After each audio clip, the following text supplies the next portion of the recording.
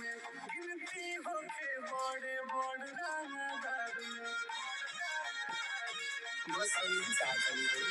नाम होई राजा तोहर जिला जवार में गिनती होके बड़े बड़ रंगदार में बात मनी हमरो न चाली राजा जी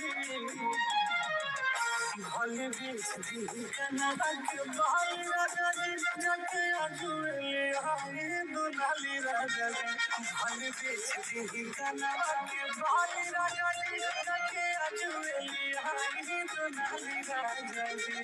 ना बोल गए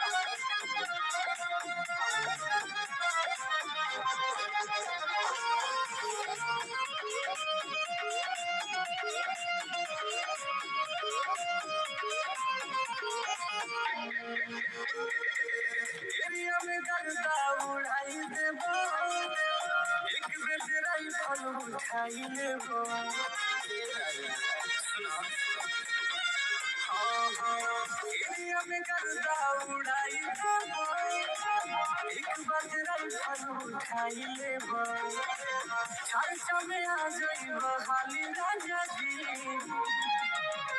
भले बेच दी कनवा के भाई राजा जी जाके आजुले हाय दुलाली राजा जी भले बेच दी कनवा के भाई राजा जी जाके आजुले हाय दुलाली राजा जी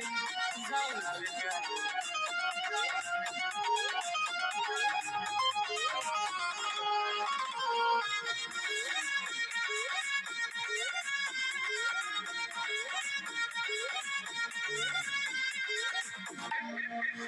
पेपर में फोटो रोजे आवे लागी